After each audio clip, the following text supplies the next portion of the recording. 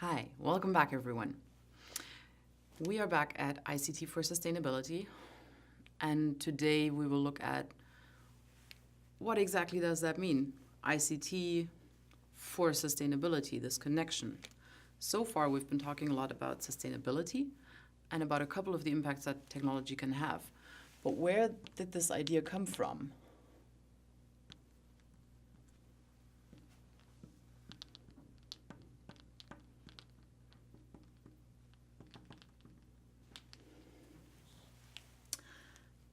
The first person whose research I looked into more than 10 years ago, who had been looking into ICT for sustainability for a long time, is Lorenz Hilty.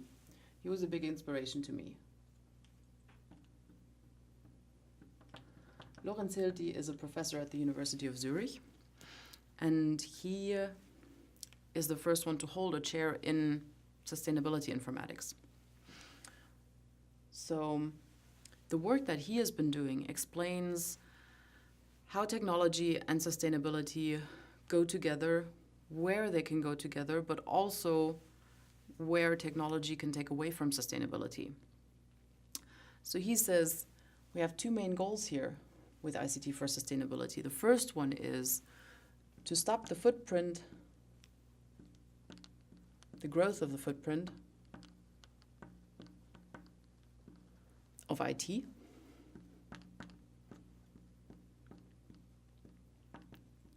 And the second aspect is to reduce the footprint of humans by using IT.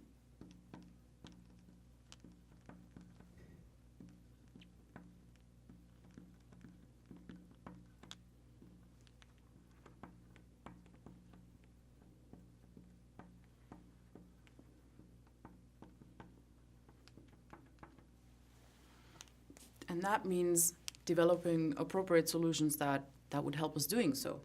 And that's what we want to look into today. So how can we do that? I mean, stop the growth of the IT footprint. That includes things like stop planned obsolescence,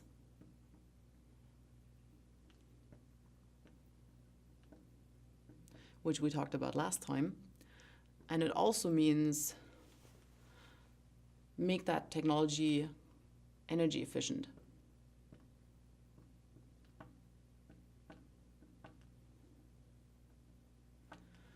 But we know making it energy efficient is not going to be sufficient. It's a required criterion, it's not a sufficient criterion, because we have seen in the past, we've done a great job over the past couple of decades making technology more efficient. Have we done a great job at using less resources for it? Nope, we certainly haven't. The only consequence is we have more technology than ever. So those two are important. They're not going to do the complete job. For that, we need the second part. That's really important. And you know that we have the 3 R's to help us be a little more responsible with the resources on this planet.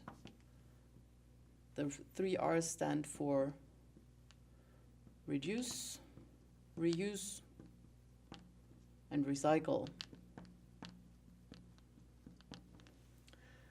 And they're definitely valid principles.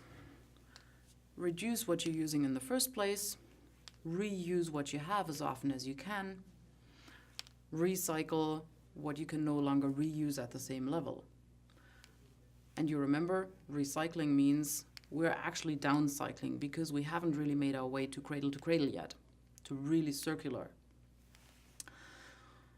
So the question is there something better than reduce, reuse, recycle? And the answer is yes. Luckily, yes, the answer is yes. So we're going to look at 3 principles today that will help us get there. So new, in addition, we have the idea of decoupling, substitution,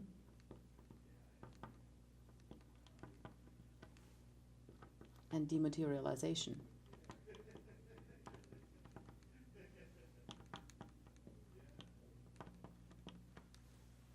So for those three,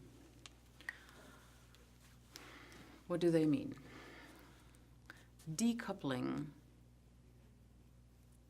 Decoupling of what? Decoupling of the use of resources from economic growth.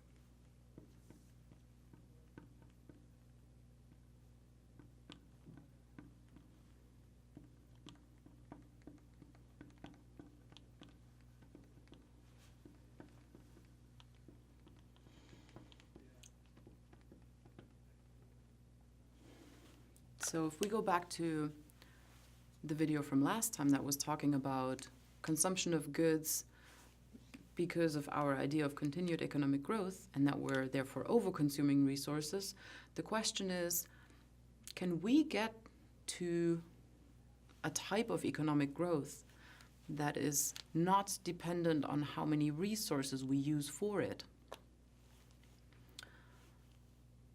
And the answer is, in part, we certainly can. I'm not the expert on whether we're going to be able to do that for the whole economy, but we certainly have a lot of leverage to go towards that decoupling. Resource use means I buy something, I use it up, and throw it away, and that created some economic growth when I bought it. Now, if the resource use gets decoupled from the economic growth, that means I may have more service industry, for example. I don't buy goods, I buy services from people. Let's say I go get a massage, that is a service. My muscles are going to feel great afterwards. We haven't used any other resources than probably some massage oil, depending on the type of massage it is. But that would be an example of a very simple service that doesn't use much natural resource. So if we say, I can choose to do some of the things that I like to do for entertainment, I might shift towards something that uses less resources but gives me equal enjoyment. There is one way of decoupling resource use from economic growth. I'm choosing examples that don't dip into those two yet, but those three concepts are closely related. The second one is substitution. Can I substitute non-renewable resources for renewable ones?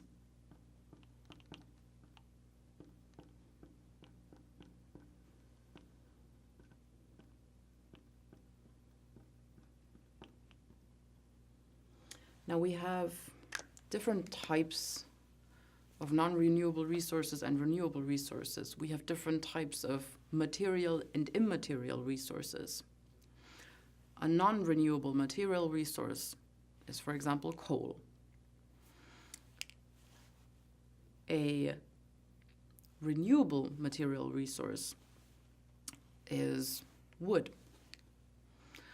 An immaterial resource may be something like information or the song of a bird. So the question is, can we find some renewable resources that we can use instead of non-renewable ones? Let's put the service up here. And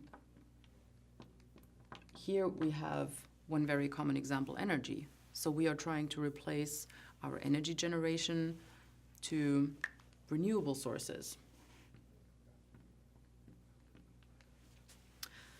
And then the third principle is dematerialization. That means instead of using physical goods, can I find a non-material version of that?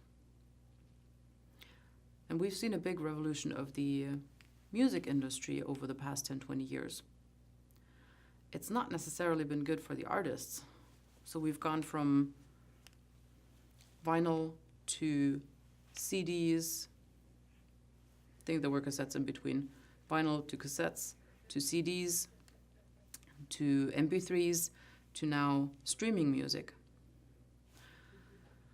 And that is great in terms of dematerialization because we don't have to manufacture and ship and sell the physical products anymore. They're just laying on a server and I'm streaming them. but that also comes at a cost. So we know those servers have to run, they have to be up 24/7 because the service allows us to stream 24/7. Also, the artists don't necessarily get paid well, but that has more to do with the way how the recording studios have handled that than with the technological opportunity that this could in theory give us, because it's absolutely feasible that every artist could be paid accordingly to how many times their songs are played. So that economic aspect, that is adaptable. We just need to get around to doing that. The material aspect, if we do a full life cycle assessment of this thing, manufacturing a CD versus streaming it, it seems to be very clear. If I do that a couple of times, of course it is better for the material impact if I stream that CD. But turns out it depends on how many times. So there was a study conducted specifically for that example, CD versus streaming. And when you have an online album, a complete album, let's say it's just your favorite album, if you stream that for more than 27 times, you have the same life cycle impact as if you had manufactured the CD and shipped it. So it's all a matter of balancing it out again. There are trade-offs. I have to understand, am I going to listen to something often enough so that it's worth for me buying the physical good? Or do I just love to change the music all the time and therefore I'm creating less of an environmental impact if I just stream it? Of course, there is also a matter of convenience along with it. Another example of dematerialization is travel versus meetings. Like travel versus online meetings. So if I have an intercontinental meeting between two people, then I could find various ways of replacing that. So let's detail that here. Material goods versus non-material, e.g. streaming music,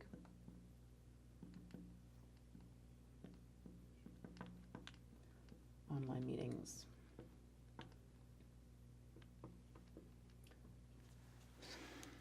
Let's say this is a work meeting and we need to negotiate certain things in there. We can have a decent presentation from both sides. We can have a good video conferencing system set up so people can communicate well. There are no problems in understanding each other. Nobody had to travel, so nobody is tired from the travels. Nobody had to waste the emissions of an intercontinental flight. That is one side of it. So we have that level of replacement.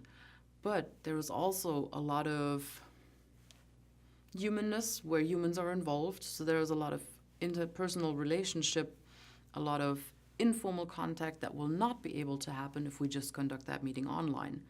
So maybe those two work partners still choose that they need to meet in person, but then there are other levels where I can substitute some of the materials that are involved. So I can choose to travel with a super efficient airplane, and we've been good at developing those. We can choose to use alternative fuel on a plane. Not as an individual passenger, I cannot choose that, unfortunately, but airline companies could choose to fly with that. And we could have airports that run on renewable energies. So we have several levels in that resource tree that is being used where we can replace individual components and make it more environmentally friendly. So the question is to what level we want to take it and to what level we can take that. So I want you to think about a few more examples that you can find where we can decouple resource usage from economic growth, where we can substitute renewable resources instead of using non-renewable ones, and how we can dematerialize some of the resource usage that we currently have, where we could create some services, car sharing service versus owning my own car. and in what way you could make a contribution in your own life. It doesn't always have to be 100%, like I'm always going to carpool from now on and I won't own a car anymore, but maybe you'll manage to carpool 3 times a week and save a ton of emissions by doing that. And yes, it is important to each do our individual steps, and no, it's not going to be sufficient to just become a little more efficient every single one of ourselves, because we know that the pressure is on. We really need to get to action. Thank you.